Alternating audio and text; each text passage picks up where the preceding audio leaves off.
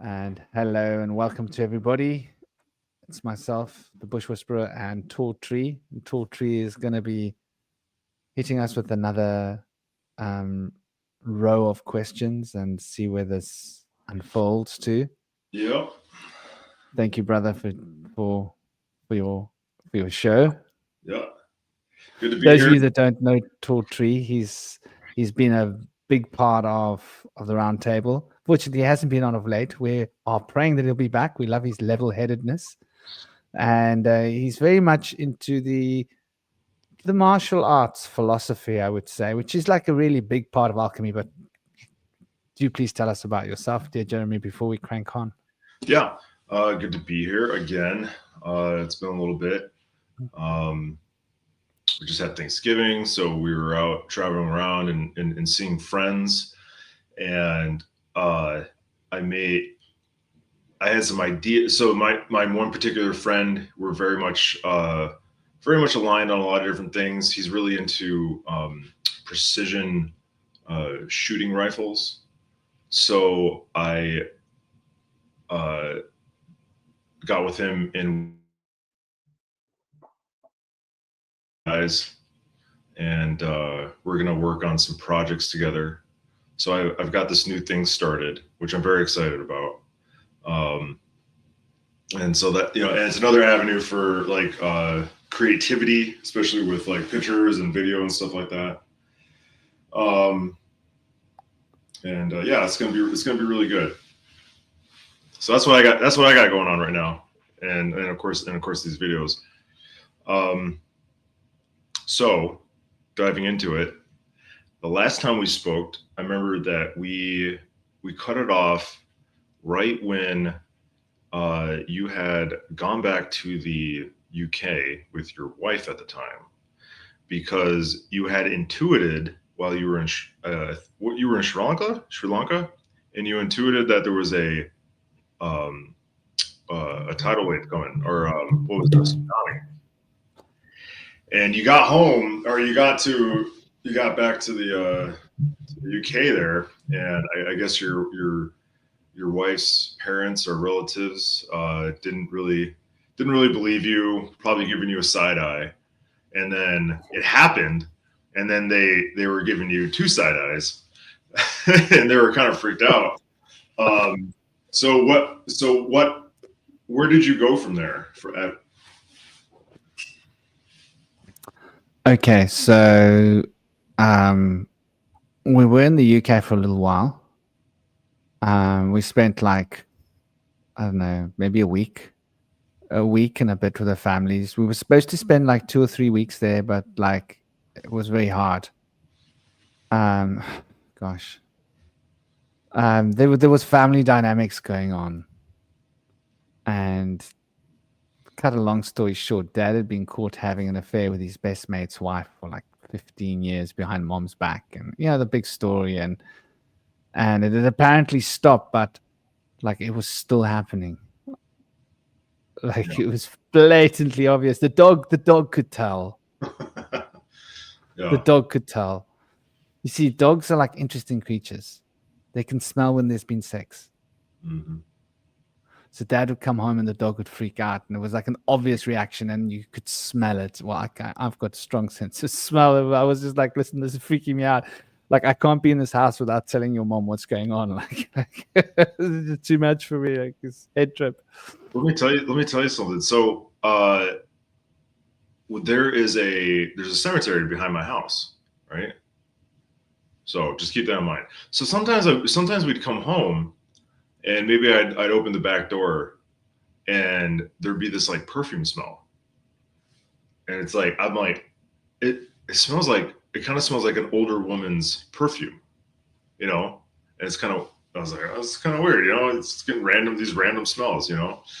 Uh, and then last week, after so that storm happened, and I went back there because there's a bit of woods, and I like to take Petra out there and walk around. It's nice and quiet. And I went back there to see trees, the trees that have fallen down and stuff like that. And I smell it again as I'm walking across to the woods, and then I noticed that I saw a little bit of smoke coming out of the grass near one of the headstones, and I look and it's incense.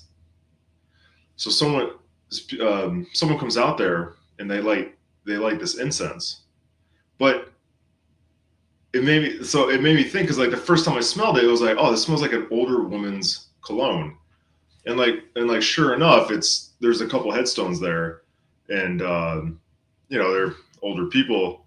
So I can so I'm like smelling the dead almost. Well, that's not unusual.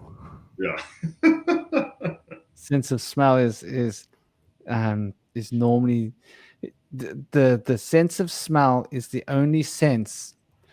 All the information is routed through the thalamus, and in the thalamus, all the other five senses. And I consider thought as a sense because you can sense what's going through your mind. So all the other five senses, the information is decoded and recoded, or the language code of the sensory information is changed and re-encrypted before it goes to the parietal lobes, where we create the sense of reality. But the sense of smell is unique that it just routes directly to the source. It doesn't go and have re-encryption, de-encryption, all that nonsense. It's just like it's the direct plug, which is why animals can smell and there's no nonsense. Like when a dog smells you, it knows. You're afraid, you're not afraid. Animal smells you, it knows what's the story. You can't lie with your smell. Yeah, and you can't fake. So, I'm remembering that bit of Tolkien, from Tolkien when they're in the mines, they're in the mines of Moria or something like that, and I think they come to a part where there's like multiple tunnels, and they pause, and Gandalf kind of like goes off by himself, and he's just like sitting there, and he's trying to figure out which one to go in, and the one he chooses, he chooses it because he's like the air smells better. And I really think that there's really when you're in a situation, or maybe you're meeting someone, or things like that, you should really pay attention to the way things smell. Like if you go into a home or a building or something like that, and if something smells off, then there is something off. I've worked in a bunch of different restaurants, so I know all the smells of restaurants. I know the good smells and I know the really, really bad smells. And so if I walk into a restaurant and I smell the bad smell, just a little bit, I know there's some fucked up shit in the kitchen. I'll take Lauren. I'll just be like, all right, we're out of here. We're gonna go someplace else because it's not good. Yeah, I'm with you. No, it's exactly like that. I've also done my share of restaurants when I was young, and you're right. Yeah. And you can normally tell by how well the oil is treated, because most restaurants have a fryer. Yeah. And that's the big telltale. Gotcha. And most people can't tell it, but there's that subtle smell when the oil has been fried enough. Mm-hmm. And that just shows a lack of attention to detail, and it makes everything smell a bit off. It's funny how that works. So yeah, man. So then we this was in 2002.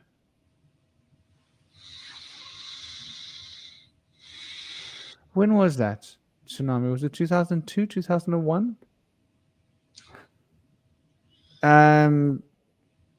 No, man, I'm talking nonsense. We arrived in Sri Lanka. We're there, yeah. So it was like 2003, something along those lines. Okay. Yeah. And yeah, of course, because it was 2001. We were in India for a long time before we went to Sri Lanka. So it was 2003. We came back to the UK, and bearing in mind it's the end of the year. And so we were like at the family's place for maybe a week and a bit. And We decided we were going to go and live in the Lake District because we'd found work in the Lake District. Okay. And initially, we had just found a hotel which looked nice, which had like accommodation and everything. And I was like, oh, that'd be nice. Go and hang out in the Lake District, do that for a while, and then we find ourselves a little place and we chill out there for 6 months or whatever. And And you're working. yeah, in the You're Lake doing a job. District. So I mean, like, what are you doing? Because you were just in a cave, Yeah. meditating and communing with the animals, and then all of a sudden you're back in civilization and you need a job. So, like, what do you do? Is it a shock? Well, the initial thing to do was I was going to care for disabled people, Okay. but you can't just care for disabled people because you've got to get this registration and that registration and this check for that your past is clear, and then you got to get a criminal check in the UK and then a criminal check in the countries where you've been, and it's like it's very controlled, you know. Okay. So that takes like quite a long time, and then once you got all of this, then you've got to put out there for jobs and stuff. So the initial thing to do was to just do something which was quick, easy, and there was a hotel that seemed like a really nice hotel that was right near the lake. I was like, that's perfect. Gotcha. And like I've got a previous experience as like restaurant manager, so I can do like everything from running a bar to and so initially we went there and we were just serving food. Yeah. And that didn't last because the chef and the head chef and the manager and some of the local British guys there were like basically sexually harassing the woman. Okay. And of course, I'm like, Yeah. this is none. So I like to call a meeting between all the staff and I'm saying, this is none. How do you feel about this? Yeah. I'm like, if I have to see this guy talking to you like that, I'm either going to knock him out and get arrested, which isn't cool because like it's getting to the end of my tether. And, you know, this is the head chef. He's sort of like the boss. Yeah. And I'd said to him, dude, like, I don't appreciate the way you're talking to these waitresses. But his attitude was like, yeah, well, you know, I'm the boss, so deal with it kind of attitude. You know, that's how things are here. And so I organized a strike. Okay. And I got all the people to strike. And I organized a strike cleverly because I've got history in restaurant. I knew what would hurt the company the most.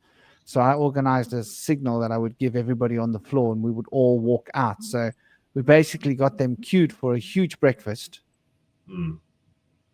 And then we walked out. Yep. The waiting staff, the bar staff, the kitchen staff, we all walked out. Yeah. And like the place was full tilt, you know, Wow. just about to run their peak. And sort of like that'll teach them, you know. And of course, they wanted to get rid of me because I was the instigator and I was the spokesperson for the group. Yep. And but also I was like the very legally conscious.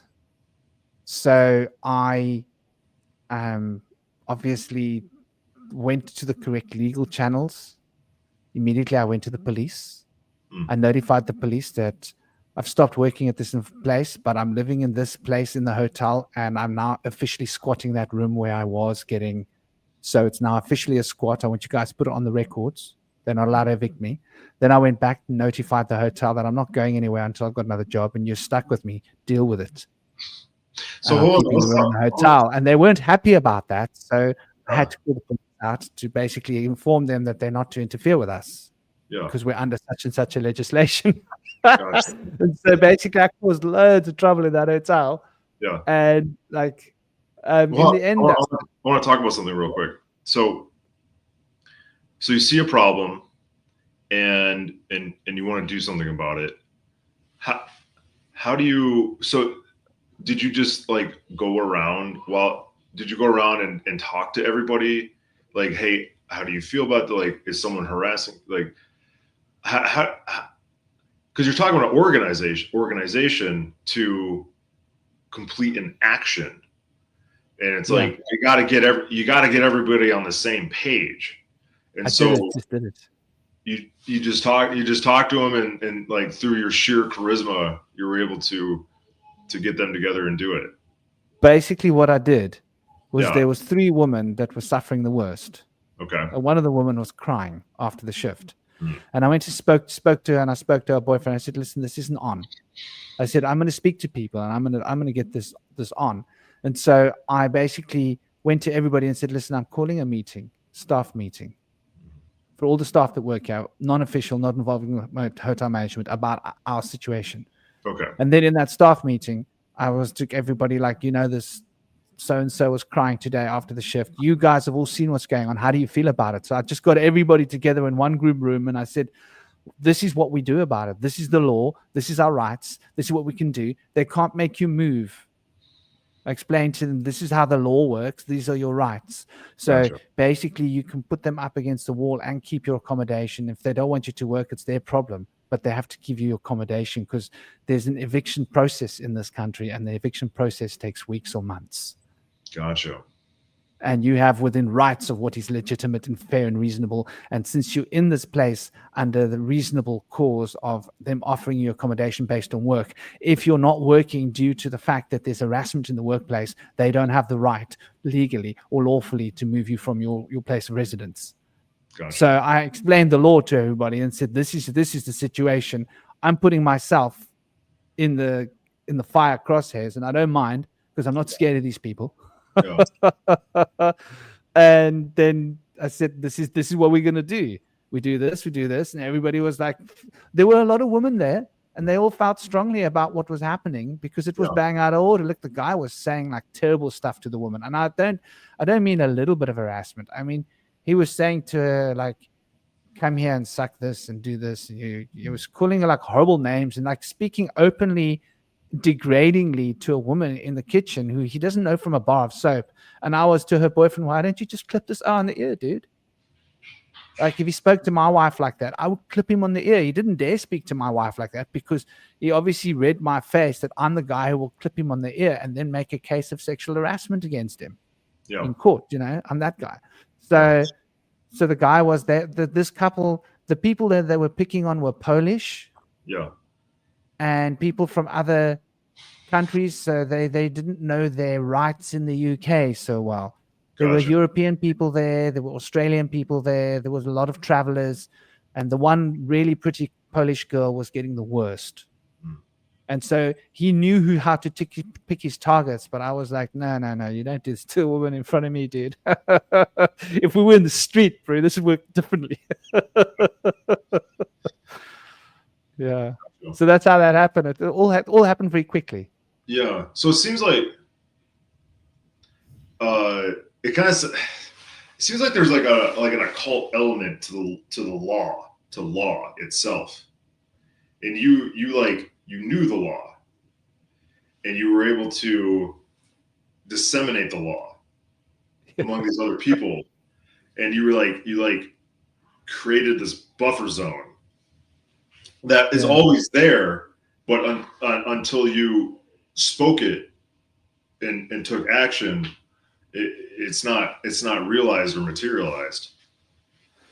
Yeah, the funny thing was the people in the hotel didn't know the law.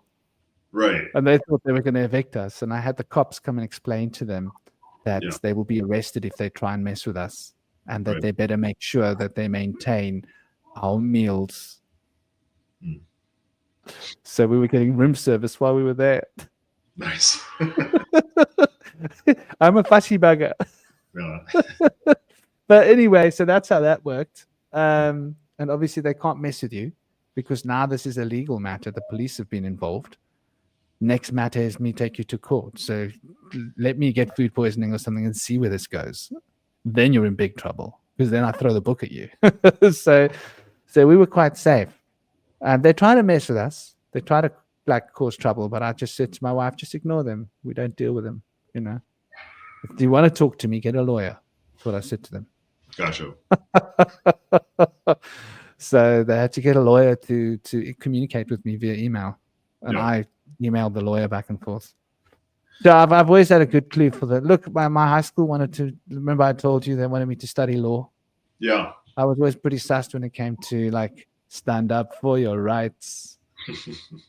Bob Marley was an inspiration to me, so I made a point of knowing what was, the case. And I was involved in activism as well. when I popped into the UK, all my friends were activists, so I had a bit of an idea of what the law was in the UK, Yeah. and so yeah.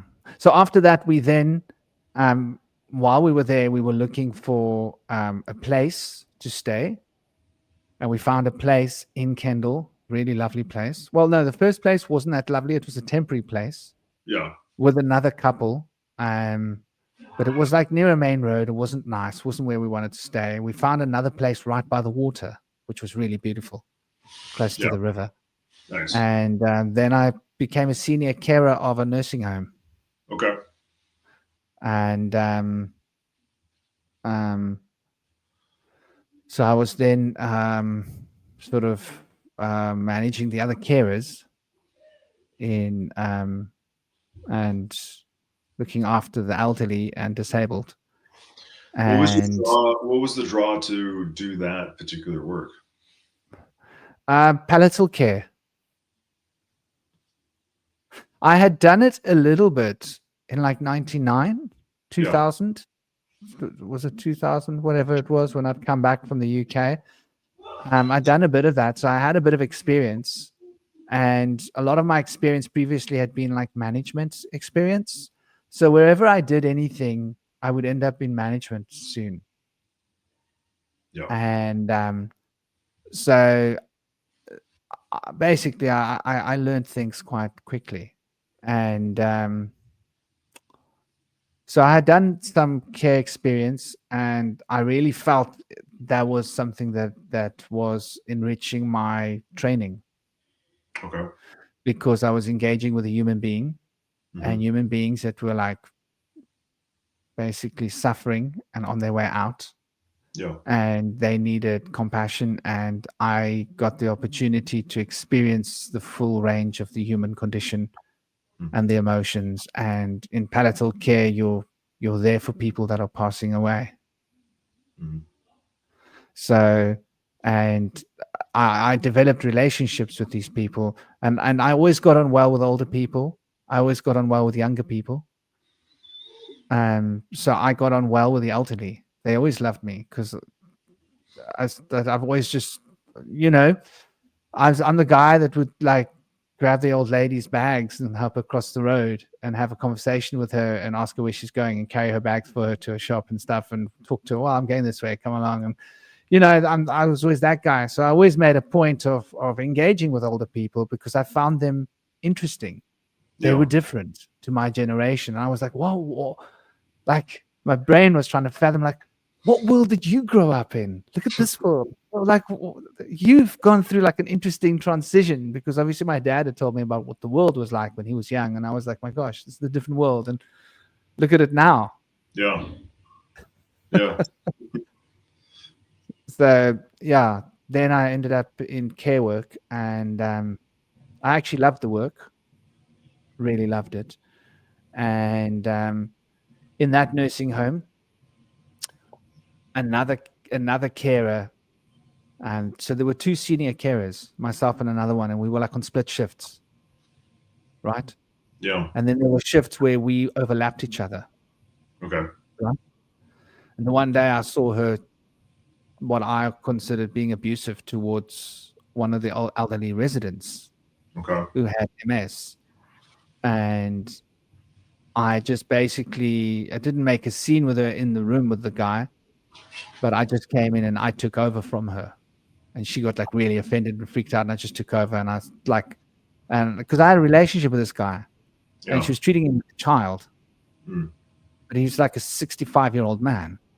You don't treat a 65-year-old man like a child because there's dignity involved. You don't talk to him like he's a kid. Right. And to me, that was like a form of abuse. It's like, how do you like to be 65 years old and have some youngster talk to you like you're a kid? Think about what it feels like. So I was like protective over that. And then I went to that owner and I said, listen, like what I experienced like really freaked me out. I don't think I can work here anymore. And so I left that place and I went to work at another nursing home because they took me on like very quickly. And funny thing was that guy wanted to leave the other nursing home, and when he found out I was there, he wanted to come there because he found Okay. out, like, he asked about like the carers, and my name was mentioned because I always developed good relationships with the families. And so, because like with me, they would get the truth. Yeah.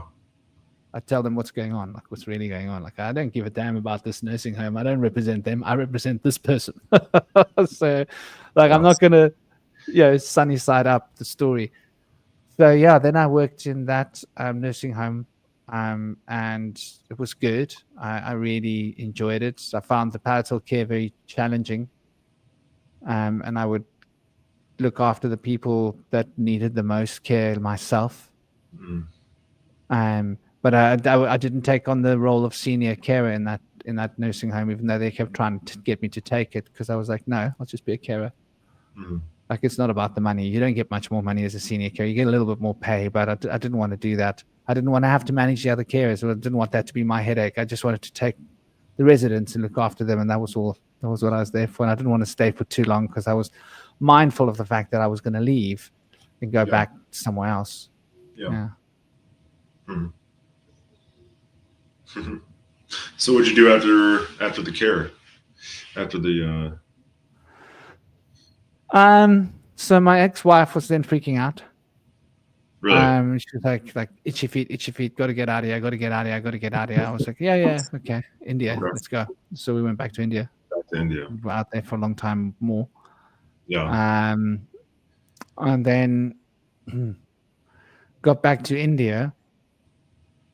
Spent some time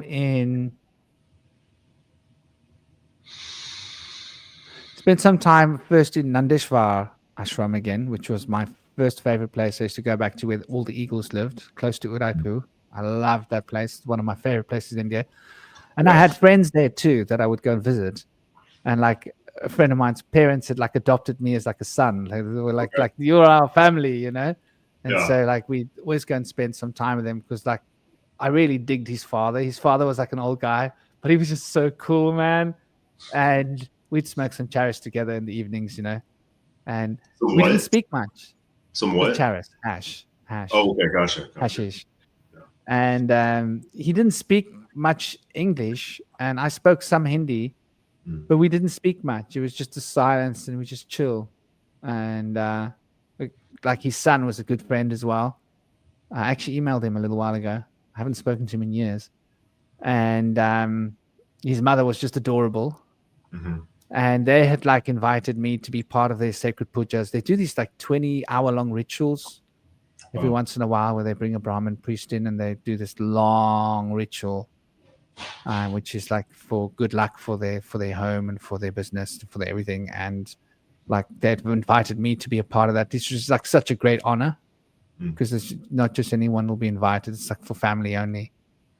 So I was like, I felt very close to these people, and they'd actually offered us a place to go and live, because they owned some bit of property up in the mountains, where they Okay. said we could just go there, and they'll like, I can basically go and build myself a little place and just live there. It can be our ashram. Like Yeah. we can just they were important in that village as well. It was like a tiny village in the top of the hills, and I was considering it, and at some point, but then the call was to the Himalayas. Then we went to Uttarkashi, Uttaranchal, and that was where I got Shakti. Shakti was so they were in Guruji Mohan's ashram, the Yoga Kendra ashram, Nandeshwarji. There's a whole lot of Alsatians and German Shepherds, and they basically own the ashram. They're like a Okay. pack of Oh, dogs. Everybody's scared of them. And I was the only one who wasn't scared of these dogs. Just yeah. this pack of dogs runs around there on the wild. Everybody's like, whoa, nobody would go near them. Mm. And the alpha male was really like intimidating. Everybody was scared of the alpha male. Mm. And I was the only one who wasn't intimidated by him or the pack. And Yeah. him and I, like, we bonded. And so the whole pack bonded with me. So I was the only one who could sort of handle the pack. Okay. There were Nice. 7 dogs all in all. Yeah. And so there were puppies. a litter of puppies happened, and Guruji Mohan was giving away all the puppies. But one of the puppies was a run to the litter, and they Yeah. thought she was going to die. And so I took her. We took her to our place, and I looked after her. We cared for her, and we developed this relationship. And Guruji Mohan said, see, you've like rescued this little pup. So he said, like, then she's now your responsibility. I was like, yeah, no worries. So we took her with us, and the goal, the idea was at some point I was going to find her a home with a family, with the right family, with children, with a nice thing, with, a good place to live. So she came with us to the Himalayas, and she tarried with us for a long, long time. Grew up as a puppy, became she was pretty wild dog, and she used to go and hunt people's goats and sheep. It was a problem. This problem, like I had to like control this dog because like the local villagers, they will off her. If she's going after their baby sheep and their baby goats, they'll just off her, because that's what they'll do. Looks like you paused. Am I still paused? Am I still paused? Yeah, you're still there. You're there now. Yeah, just pause for a second. Okay, good. Yeah, you're just talking about the your dog being very wolf-like and going after the villagers' livestock. Yeah, and they would off her if like they used to say to me, control your dog, because like someone will off her. Yeah. Someone will shoot her, basically. And so anyway, spent years up in the Himalayas, and there I went into very deep. Oh gosh, like I don't even know where to start with this story. So I was training hard, practicing hard, training very hard, which was always the thing. And we were on the edge of a Himalayan jungle, which is a wild stretch. It was only about a 20 kilometer stretch, but there were some elephants, and there were bear, and other kinds of animal there. And there was this Luacham Tal. The Tal is a lake, but it was a kunt, right? An upward welling river. Okay. From deep under the ground. And it was considered, there was a whole lot of lore about this place. It was considered a Defta Tal. Defta means ghosts, spirits. So nobody went near this lake. Everybody was scared of it. And there was an old Shiva temple down near the lake's edge, but nobody had dared to go near the Shiva temple because people were too scared. So I was like, it sounds perfect. I'm going to set up shop. So I went down and started fixing up this Shiva temple and making it right, and then having a small dharamshala room there, and built a big dorna for like a fire pit for fire ritual, and then started a fire ritual, which goes on for months and months and months. You don't let the fire go out. Okay. And you're meditating on the fire, Agni Puja. Yep. So then I was living by the Defta Tal, and obviously that was like a big deal because people were scared of this lake.